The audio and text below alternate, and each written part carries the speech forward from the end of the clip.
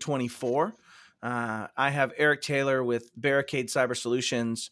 I wanted to, before we get going, talk a second because we have a charity event that I'm doing, and it's shaving my beard along with 13 other gentlemen, and that count has actually grown. I might be short on that.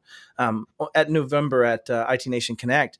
And the charity is focusing on giving increments of $10,000 to 5 different charities, hopefully twice, for a grand total of $100,000. And I bring all this up not to be pandering and ask you to donate. Please donate. Pandering.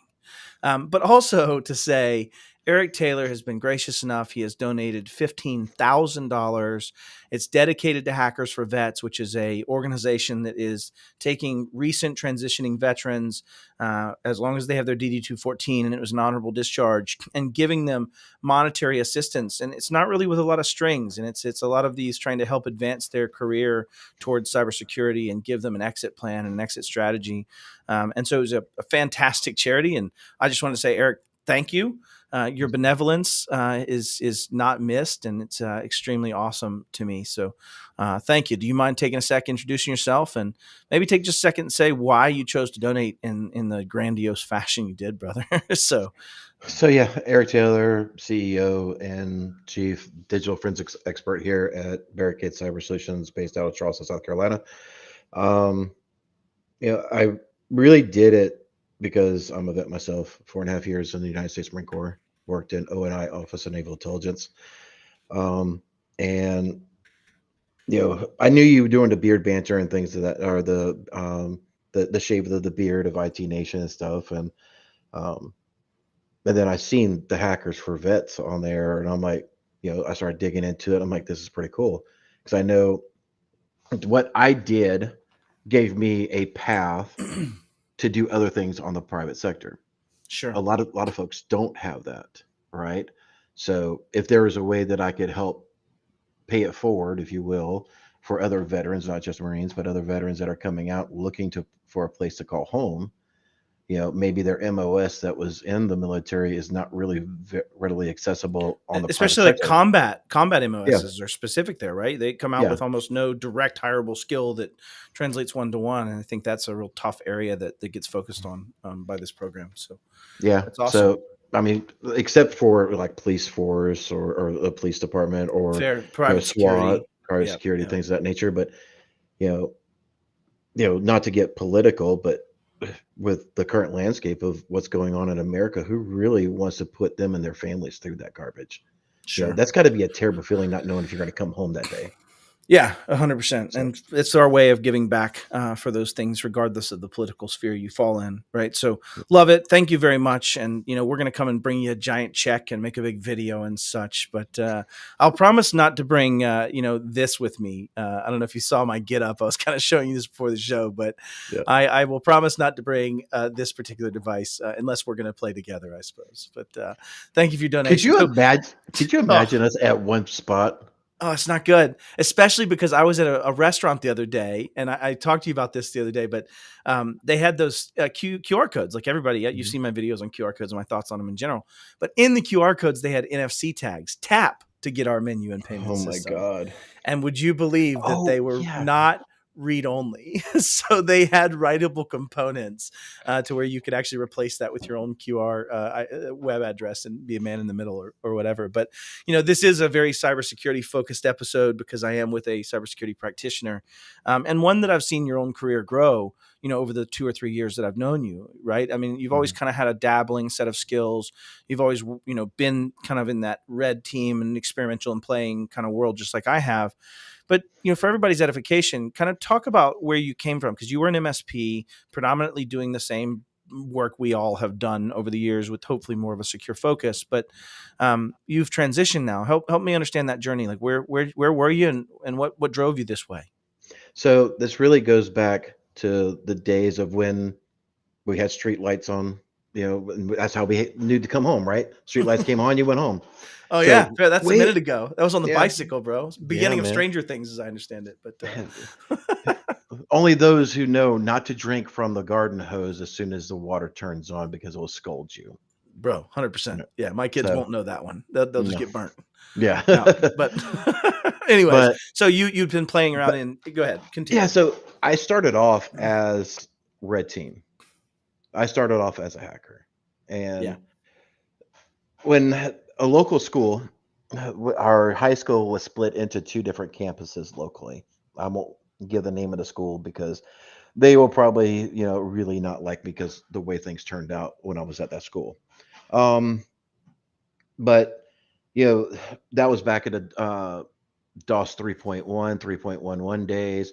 Windows 95 or Windows NT or Windows 3.1, 3.0 or 3.1 was really starting to take off. You had 1,000 freaking disks you had to use just to install the darn thing. So, yep, right, the whole 56K modem, pressing the turbo button on your tower to get, your yeah. We frontside get the bus. time frame, I Yeah, think, in exactly. this Okay, here we go. context, right? So Sorry, Packard ADHD Bell. moment. I'll go on. Yeah, it's okay. Um, Packard Bell would have been another delineator, right? Like, anyways, but yeah, sorry. Go ahead. well, Gateway was cool, but anyway. Yeah, So I found a way to not only hack into, of course, school, which you always hear the telltale sure. signs, but Usually low hanging fruit, but sure. mostly the way that they structured the school for your junior and sophomore year at this campus, they had a bunch of individual buildings, and supposedly they were not networked together. Okay, I found a way to go into. They had an actual other VLAN for the management. So I took from computer lab I was in, bored as crap, found how to get into the other VLAN, into the management interface, and started sure. getting into all the networks. And I So wasn't you've really, proven your network or exploration methodologies, right, to find the other Mhm. subnets, and then vulnerability attacks there. But let's fast forward into from MSP, right, where you were serving the community at Well, yeah, that we can get time. there. Were So, you? Yeah, go ahead. I mean, just to get to, you know, I got busted for hacking into Pizza Hut, hacking into NAS, NPI. it, Yeah. because they had a dial-up system in their back of their office. So I hacked into my local Pizza Hut that I was working at, because why not? Um, Hacked into NASA. I did enough stuff that at 2 o'clock in the morning, the FBI raided the house that I was living at with my mom. So you had poor OPSEC too, Yeah, I didn't know how to cover as a my kid, tracks right? very well, right? Yeah, yeah. So, when I was going through this whole journey and, they actually took time to have to rearrange my schedule to find a computer that was not connected to a network through the rest of my high school. There was another school that was in the area that was like, trying to advance me. It's like, come over here and we'll do it. So, I played in a red world a lot of times. So I didn't want to get in trouble anymore. So that's when I went to blue teaming after I got out of the Marine Corps and after I got out away from black box and on my own. I wanted to be blue team, and that's when MSP was really taking off. That's how I became into there because I really wanted to keep my freedom. So that's how that transition all came in. So I was an MSP probably for about 10 years. And in the back of my mind, I'm always, I mean, you've seen it. I'm always urging, like, what can I exploit? What can I do without Yeah. getting into too much trouble and essentially going to prison for it? So it was definitely a journey of tiptoeing into bug bounty. Can I stop myself before you go too far? Yeah. Right. Well, and I saw some of like early on in some of your things, just as a personal note, you're always trying to assess the capabilities of others. You're always trying to figure out, Mhm. because there's a lot of histrionics in this world. And so, when you would come in, you were giving us some things that were kind of meaningless, right? Like my well-known .text and things that were kind of like breadcrumb things that didn't mean a lot. But then you were able to do some subdomain takeover stuff and things that kind of showed skill sets growing and also just your overall skill set in general. But how did you transition from that blue team world where you were hopefully trying to convince MSP customers? And I know you and Shiva have had a lot of conversations about this, but the challenge in that space is exactly that. It's convincing the others to do the things that they need to do, that they don't want to do, or that they're Mhm. not capable of doing, right? We were talking about earlier before the show, right? Let's say you have a customer that you've said, hey, I really want you to do these things to protect yourself, or hey, that software is really bad, Yep. right? And trying to convince them of that and change. That's sometimes a business challenge, right? That's sometimes a thing where they will not change or they cannot change because of their line of business and verticality. But did you, during those times when you were being in that blue team hat, Did you spend a lot of time trying to get homogenous like Dom and I were doing, or did you just be very selective with your customers, or did you just live the lie that we all know we live, right? In that defending our clients as an MSP of they won't do the things necessary to protect themselves, and yet here I am trying to defend them. So where kind of in that space did you fall during that time frame? So in the early steps of MSP, just like anybody else, you're willing to take any customer that's going to give you $1, Yeah, man. right? I mean, you got kids to feed, you got a house to provide for. So Totally. Yeah. when you're able to get to a little bit, you get to about 10, 15 clients, you start noticing a lot of trends where they're just not securing their stuff. And it actually had to get to a point where I would fire clients Sure. because we couldn't And do this is simple as things we like it. matured too, right? Yeah. Because this would have been as the Mhm. field started maturing more and more in these spaces too. I have to imagine that's combination of forces happening. Well, I mean, mine was pretty early. So, I mean, when firing a client was unheard of, you just Sure. don't do that. That's money. You're losing revenue. That's not good business practice. And I didn't care. I'm like, look, if we can't at least do some sort of maintenance window at least once a week to update Yeah. your firewall, update your switches, update, blah, blah, blah, I'm not really of a value to you. So we Right. just started firing clients and we started pivoting. It's like, look, when you bring us on, you're going to hate me and you're going to want to choke me for about 2 or 3 weeks Right. because we're going to implement so much controls and so much policies and procedures onto your organization. You're going to feel like a donkey is kicking you around and around in a circle. But Yeah. after that, you'll be okay. But you got to know you're going to hate me for a little bit. Well, I want to touch on something you just said there because I think that's something I give as pragmatic advice too. It's people are usually okay as long as you have the conversation, Mhm. right? I always, as I was starting a project, said, listen, I just want you to understand, here's the stuff I'm going to cause. Here's the pain that's going to come. Here's the things you're not going to like. Here's the things that, and it would either bring a conversation up about those things and I'd find they're real hard non-stoppers and we might need to revisit this conversation, Yeah. right? Or you would have buy-in and understanding of saying, well, Matt told me this was going to suck. He didn't lie. Man, this Hmm. sucked. Right. But to your point, I think the biggest challenge is getting used to those things. I'll cite Matt Topper. Matthew Topper was my chief of security essentially when we were at Iconic. And he used to say he had draconian policies. Right.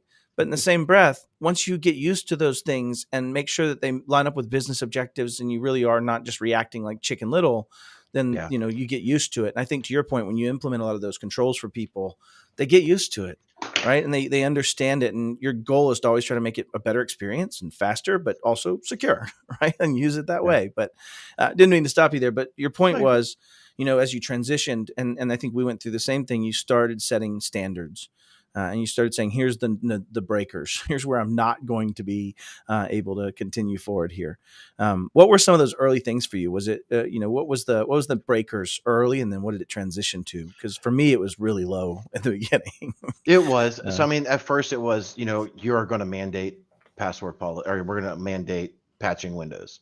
yeah, I don't care if I have 100%. to. I don't care if I have to like work all day Sunday and maybe take Wednesday off, and Wednesdays are Sunday or whatever the case is. But Sure. we gotta do these things without question. Um, you know, but this is long before Azure was really a thing and integrating your local environment to Azure AD. But we would put in that 10,000 password list. So you Yeah. couldn't use a lot of common passwords, things Oh, of that you would just nature. use like rocku.txt or whatever, and just you Yeah, can't use anything in rocku. Yeah, exactly. fair. I love it. That's awesome. So I mean, Some of the vendors, I think it's QuickPass, is now making a T-shirt with rocku.txt written on it, all the little passwords. It's so good because you can see some of the passwords. You're like, yep, used that one when I was a 12-year-old. mhm, Yeah, it was fantastic. But so patching windows are big. In fact, it was funny. I was talking to a vendor today and was looking at some design. It's a security product company, and they were talking about their architecture. And they were talking about, hey, when we have macro updates, do you want us to do the updates automatically? Does it need to be tied in? I said, well, it depends, right? It depends on if your update can in place replace itself in its kernel and continue running and it doesn't need a reboot. That might be a different story. But if you're talking to MSPs, they often have a lot of wrestling with their customers as to when they can patch, what times I don't want to be interrupted during, right? And they haven't quite made it to this like, I'm going to patch, damn it. I don't care if it's 2 o'clock on a Tuesday. You might be sitting in front of a presentation and you're going to I wish I had updated last night because I might update you, right? Like that's where my heart is. And, and, yeah, and, and I think that the challenge is that You have so much legacy mindset. And I think to your point of like having to fight that fight. Thank you, Roddy. Good to see you, buddy. Having to fight that fight with your customers and get that is where that's that lie I'm talking about in this hypocrisy. And the more and more we as vendors and as partners and as MSPs start to understand what it takes to do effective security, it's more the operations. It's all of the things. It's what are my time windows between when the vulnerability is released and when I'm able to effectively patch that, let alone whether the vendor actually effectively patched it. Looking at you, Print Nightmare. But anyways, I digress. But all right, The so gift that keeps patching, on giving. yeah, so patching is a good one. What are some of those other inaliables? For me, it was they could not be physical. They had to be virtual servers.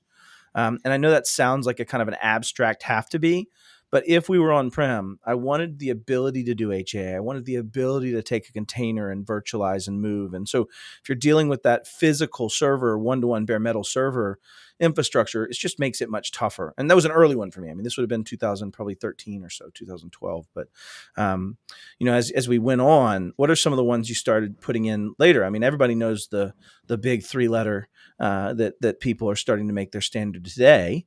But But what? MFA finally. That's the one I was going to say. Yeah, 100%, man. Whew. Yeah, MFA, right? But what were Yeah. some of those interim ones, right? For you, I I mean, mean, we I were pretty loved the early journey. adopters of MFA. I mean, MFA wasn't around then, but making sure there was some sort of two-factor authentication that was in place on that. Um, you know, whether it was SMS or whatever the case was, right? We really tried to push for the I forget what they were called back in the day, but the dongles with the codes. I Yeah, don't think it yeah. was Those are Authy. they were TOTPs, but they Yeah, were dongles. They were just hard coded by RSA. Those seed that's it. values RSA. times epoch time. Yeah, they were Yeah, RSA tokens. Yep, yep. yeah. I couldn't remember who was the first manufacturer. Thank you They that. were the first one to get like largely pwned too, because if anybody's familiar with TOTP, it's a time-based one-time protocol, but it's or one-time password. But what happens is you have epoch time, which is some fictitious date in midnight in 1979, and then the number of seconds since epoch time times a variable times your seed code. And so that seed code, if you expose them and can tie them one-to-one to the serial numbers of the devices, you can replicate them. And now that's Authy, right? That's the whole scan my QR code and you have Authy. Yep. And so interesting enough, they had thousands and thousands of them they had to mail out and replace because someone had taken their source code. This is back in like 96, 97 something. But And if you anyways, want so a really Brian, interesting thing to test on, and we're not going to name any vendors on this particular sure. one, but um, do not store your TOTP codes in your password management tool, please. Right. Please, I know a God. lot of them, We and separated them. Yeah, we had the yeah, TOTPs in one and passwords in another system. and test your vendor. I'm just going to say there is a vendor out there that has since patched this, but we were able to I'll cut. mute you. You better not say it. I'll shut you down, son. This is not that kind of party. I was going to leave the vendor out of it. I understand. All right, You know we'll me. move on. Carry on. Anyways, so Brian, great convo. Get a starting line of what it takes to be effective in security. Yeah, Mhm. and I think to the point of ever raising those standards, Brian. Right? You can't keep the boat afloat with this big screen door on the side, unless you have Flex Seal. I thought yes. Yeah, but no, you're right. Without Flex Seal, you cannot. Right? And I think the point though is you start with a baseline. These are the things that are inalienable we must have. And I would say that you start from some subset of some kind of framework, whether it's NIST CSF, whether it's, the 55 pages in guidelines on risk-based analysis that I got to talk about with Eric beforehand from NIST. But no, the point is find CIS, find NIST, find some Yes. framework that gives you the ability to show here's where I am, here's what the framework needs. Here's what I'm going to keep raising my levels of standards. I've seen other MSPs do this by saying you can only be one iteration back and we iterate every year, right? So now if now my baseline is this, you can only be one iteration back of that. And that's how they kind of determine that release of clients. The other thing Matt says is cries in zebra printers. Mhm. Amen. Yeah, 100%. Like talk about legacy tech to support, but I digress. But yeah. But anyways, back to the conversation. Thanks, Brian, for the comment on that. That this is kind of what we're talking about is setting those standards. Oh, here we go. He says my new line after an IR. Well, I guess I'll grab some Flex Seal. Yeah, amen. True story. Yeah, he must be talking about your beard, bro. Yeah, But my real long. Yeah. yeah, it's glorious. Mine will look like yours after this, though. So just to keep, I'm shaving my beard for charities. Yeah, I mean, And I don't same thing understand with why Matt. more companies don't adopt CIS version 8 controls. Yeah, man. They're so pragmatic. And one Yeah. of the things about them is they're wide enough that you can have it and iterate in that same control 10, 20 times and make it better over time. What I mean by that is let's take control one, which is have a list of all my assets that might access my enterprise resources, right? Yep. Great. My new way right now is whenever I buy one, I mark it down on a list and I write some stuff down about it and I try to keep an eye versus it improves now and you say, I'm going to actually take data from anything that scrapes any surface of any of our data, and those machines will be my identified assets that I'm now defining inside this policy. I automatically collect them this way. This is how they get filtered into a data. You could see how the intention of CIS, and I asked Phyllis Lee this herself, the intention of CIS is to continue iterating inside that control. Start where you are, even if it sucks. Be honest with yourself and iterate.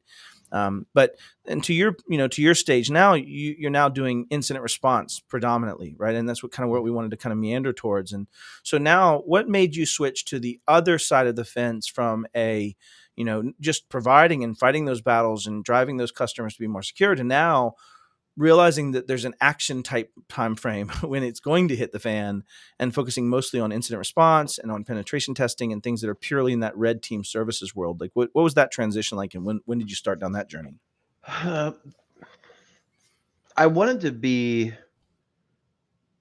I'm not sure the proper, I don't want to say more impactful, but I definitely, and I don't want to say like I'm being a superhero by any means, right? But Yeah, I you do, wanted, but it's okay, I won't tell anybody. I, I'm teasing. I want, it's really a fun, interesting, I don't know what really drove me to it, to Okay. be in DFIR, except for I knew that there's need in this space. There's a bunch of DFIR firms for very large enterprises. And I'm not taking Yep. away from Mandiant or Kroll Spear tip and or your any of those, right? yeah those Right. players, So sure. the awesome companies, they do awesome stuff, but they're more enterprise level type of thing. And there's a real void of DFIR firms for small to medium sized businesses. Sure. So I'm like, this is something I can do. There's a huge need for it. There's a Why fair not amount of me? risk, right? There's a fair amount in my mind. If you think of it for everybody, I'm starting to realize that not everybody knows the acronym. So DFIR means Digital Forensics and Incident Response is what it stands for. And it's talking Mhm. about this.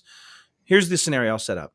Your customer calls you as an MSP and says, hey, my email account was compromised and they're sending emails to all my people. Yep. Okay. So in the old days, we would have just dealt with it. Like I don't want to tell on myself, but we would have just changed the password and locked out the bad guy. And what the difference is now you don't know what your residual risk is. You don't know that once that actor compromised that, what all did they do? Did they egress all of my invoices and then they're now setting up a sister domain and sending communications to these people and Mhm. asking for wire transfers? And I have some risk. I've seen people sued over this, right? I've seen Yeah. that happen and play out. And so you're starting to see a world where there's risk. And as an MSP, if you're going to be the one to dig into it and hold the keys to the kingdom, you have some degree of a conflict of interest potentially, right? You have some degree of this piece. And so a lot of the times when you have an insurance claim or when you have an incident and you're insured, they're going to bring in a panel of an insurance attorney. They're going to bring in, an attorney for the breach counsel. They're going to bring in somebody on panel for the forensics response. And then they're going to bring in somebody on the panel for potential negotiations if necessary as well. And I can only say that because I've lived it a few times. And Mhm. so, what the difference is, though, is those times when you don't necessarily know you have an insurable event, you don't necessarily have any claimants, you don't necessarily have this immediate impact. And as an MSP, you're being asked by that client, did we stop them? Did we get them out? What all did they do? And I think this is one of those points where there is a need for that service, right? And I don't want to plug you specifically, but just in the point that there's a gap of when the customer's paying for it, or even when the insurance is paying for it, but it's a much smaller event, and you want some of that proof that you did your due diligence. And I can go back to my own failure there. Is we bought an MSP, and it's actually how I got started in my career, right? It was literally, at least in the security world, it was the first day I was tapped as security director, and I wrote my giant email out that said, hey, my single biggest fear is that we're the next MSP that's Aerojet ProTech and deals with the Kaseya vulnerability and blah, blah, blah. And through that, I learned that a company that had been acquired wasn't had never done the due diligence on previous incidents that they themselves had suffered, and as a result, that same threat actor kept coming back into the well.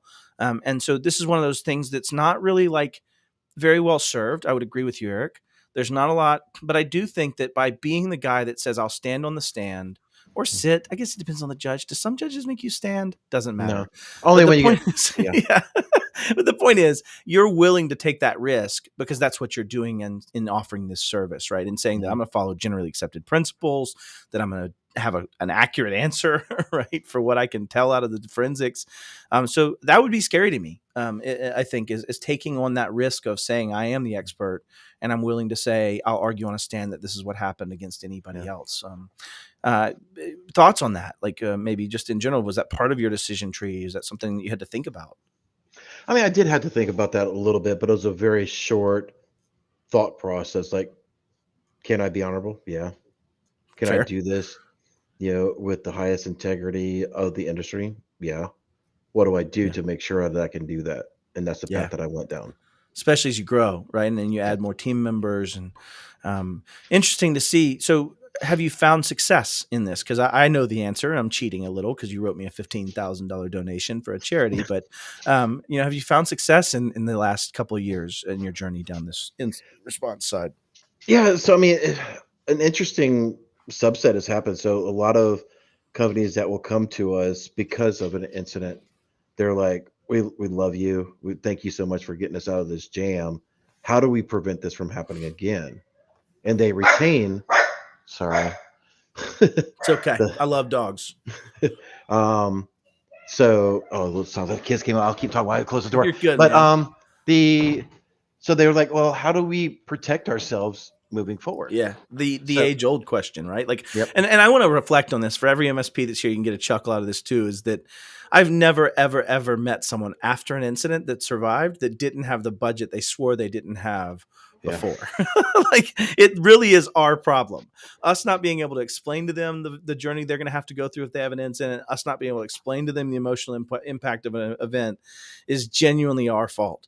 Because I've never met somebody that didn't have the budget afterwards. I would imagine Oh, that's somewhat in your space too, Eric, for the most part. yeah, I mean that's one side of the coin. The other one is the business owner not really seeing the value in it. It's like, Yeah, true. That's yeah, we, exactly what I we've had mean. this Yeah. discussion privately many times, but we'll talk about it publicly. It's like, in the manufacturing world, um, if you're got a machine that's making Oh tools yeah. for Bob Sprockets that Yep. costs $5 million, why is he going to now pay $15 million when his $5 million machine is still working fine? Yep. Right? Just because of security? No, I, get I, I lost. genuinely explored. So I had a bunch of old Makinos on the floor, 5-axis Makinos on the floor at a big manufacturer. And they were looking at, instead of having drip feeding through memory sticks and storage, they Mhm. were thinking about doing a drip feed methodology where they were sending the serial data over serial from a controlled entity in the middle. So you don't have any of these like Mm, risks of USBs and things like that. And one of the challenges was the Makino was $10,000 a kilobyte for them to buy the storage they needed to get like 4 megs to have all a full program be drip fed into it during time of production. And it's like, are you kidding me? Like, I was blown away that, exactly to your point, the kind of numbers to stay up. And these often have Windows XP embedded in them. They often have Windows 7 embedded in them at this stage and are rife with vulnerabilities. And so they say, we'll enclave it. But the fun part is you can only enclave it so much, and the data still has to get there, and the data still has to come from places, and it just anyway. Sorry, you got me on a rant there with the no, you're fine. machinists, because it is exactly what I think you face, is that the business case doesn't validate the security case in their mind. And I've genuinely had, funny enough, but I've genuinely had a manufacturer executive, their COO, look at me and say, "How long can I lie about 80171?" Genuinely, Yeah. not even mincing words about it, but how long can I lie about these things you're telling me I have to do to meet 80171? So that part's really broken. The Until you irony get is, audited. well, Aerojet's the answer. You and I got a new business to get into. Aerojet says that we can make 15% of whatever the DOJ sues them for on False Claims Act, which means all you and I got to do is get a real nice whistle. right? Like you and I can just get whistles and we'll just go make a bunch of money as whistleblowers. I think we're on the wrong side of the fence here, but Yeah, I don't uh, want to be on that side of the fence, right? I mean, you don't like the that's getting like killed. Lockbit 3.0 having their own bug bounty program. Oh, That's dude, I'm going to really be talking about that on my show on Friday. The bug bounty program is so hilarious. Like the whole crazy. concept of it, of docs for free, and oh my goodness gracious. But you know, to Brian's point, right?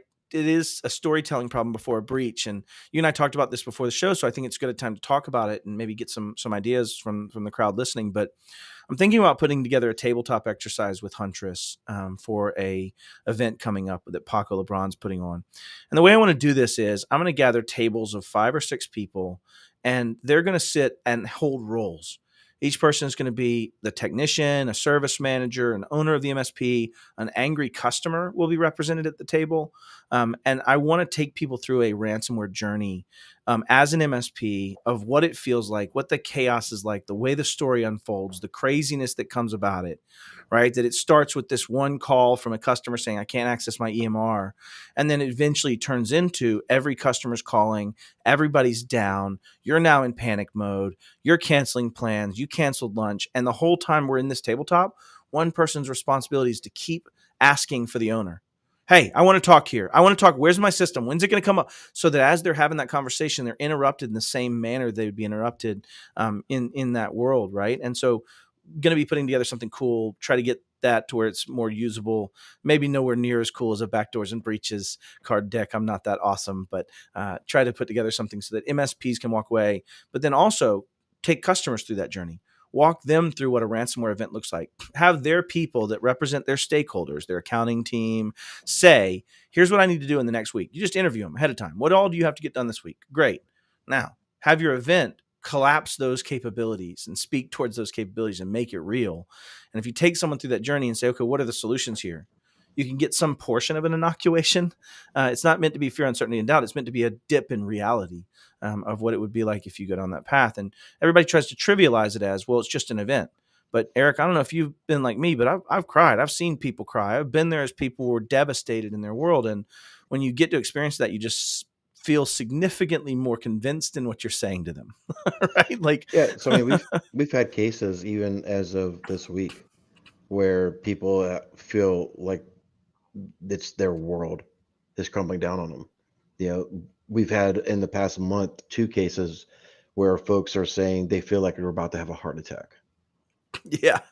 Well, You I've know, got a this is great question for you because this one I'm going to see how you react. And you can't have read it yet. Don't read it yet, but I'm going to pop this up here because I want the real raw Eric answer.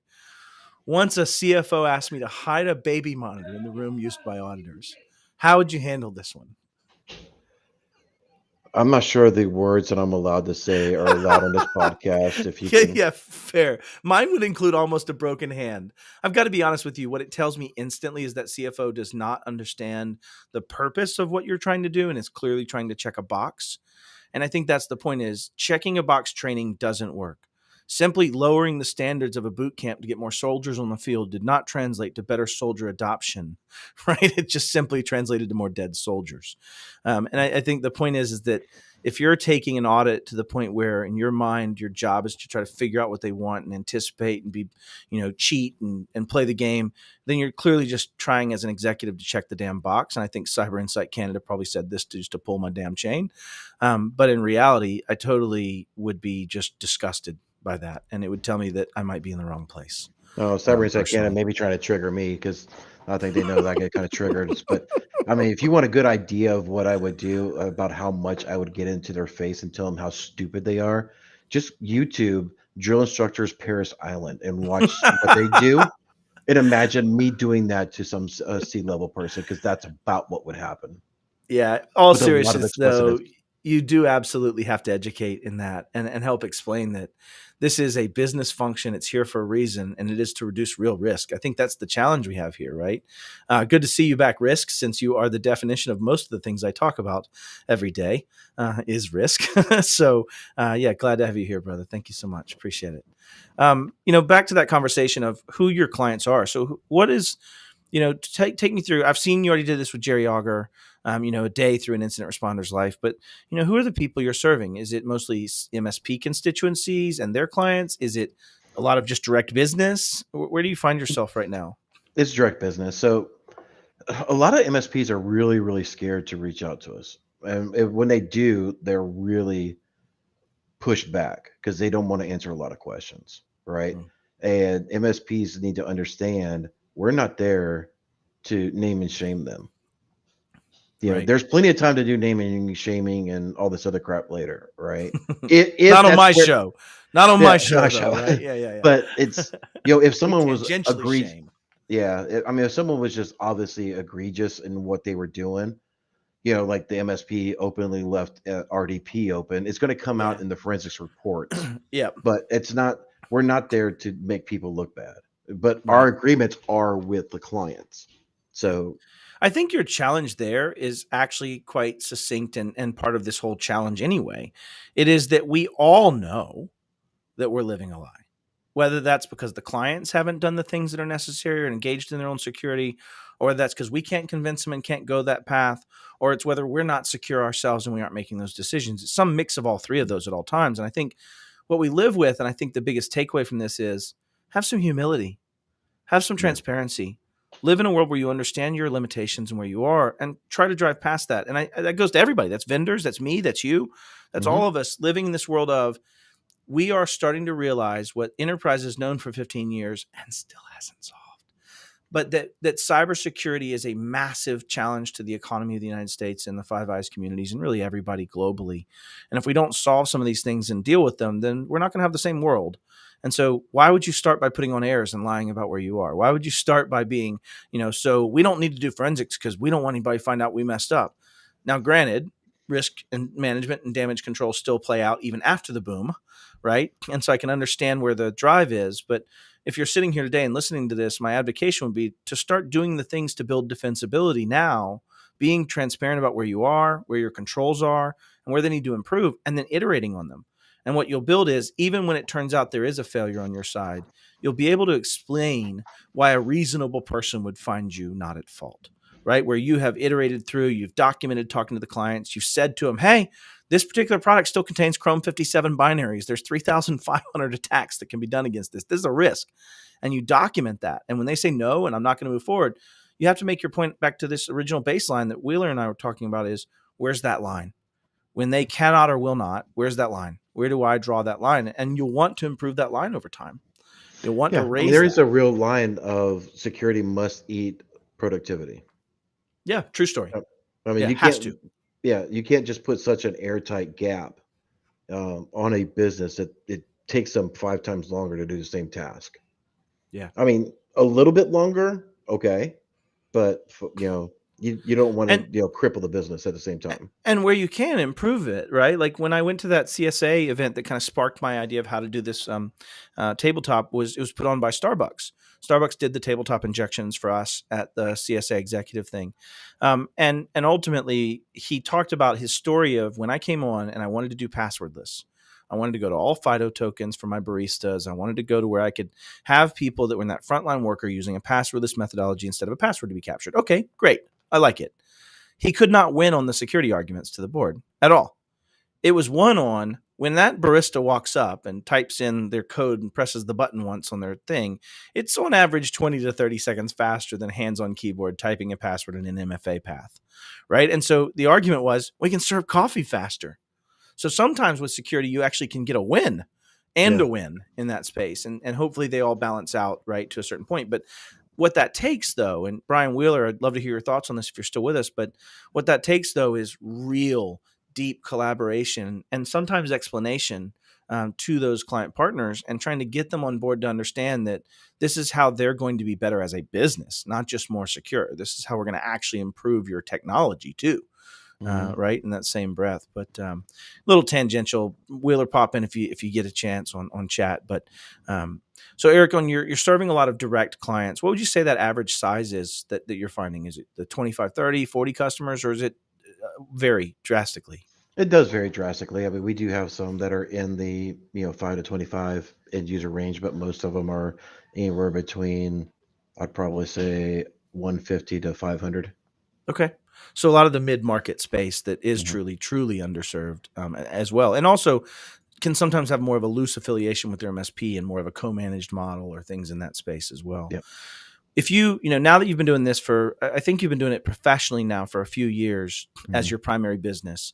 Yep. If you could go back as former Eric the MSP, what's one thing you've learned from this now that you would take back and make a change as a baseline have to haves for those partners? Like what's one Papa Eric advice around making your incident response better by having X done ahead of time, right?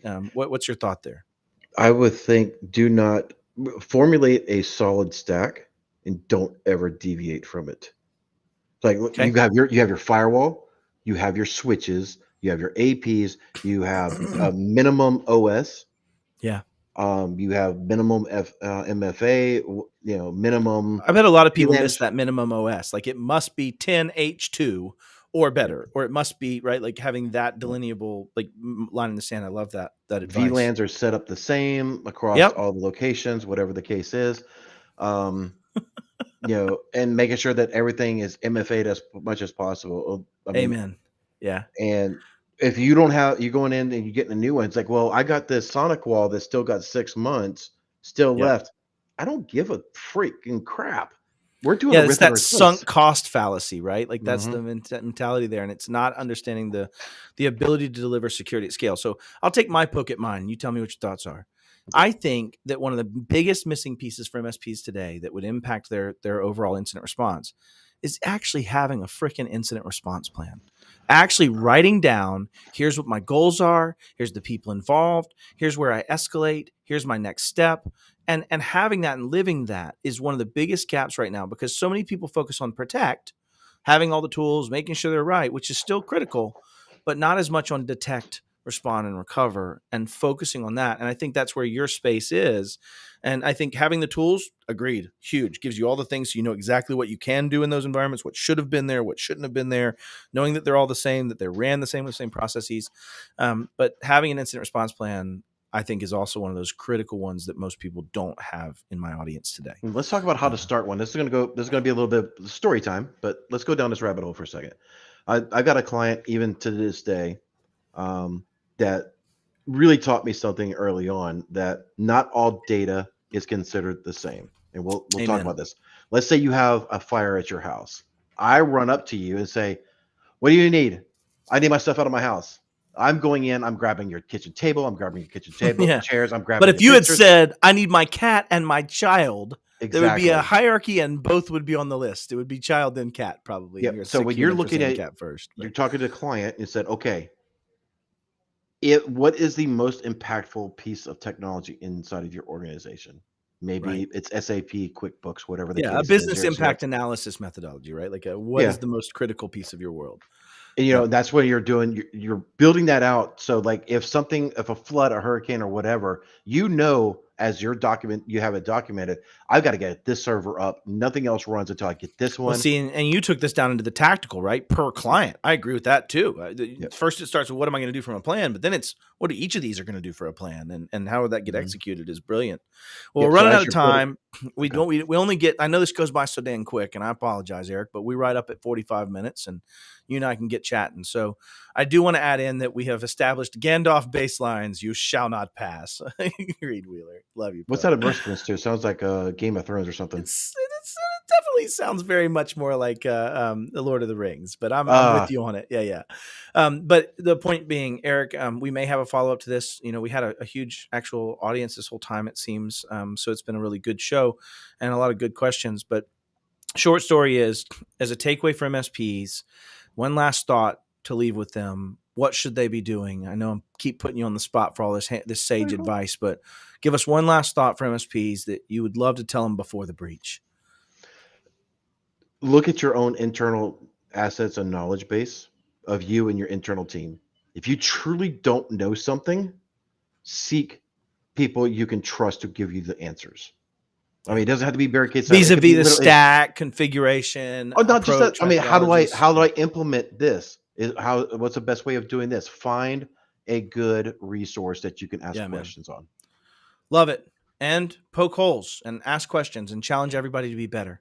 right? And be better yourself and find ways to be humble and take those failures you had before, own them, and move forward and get better.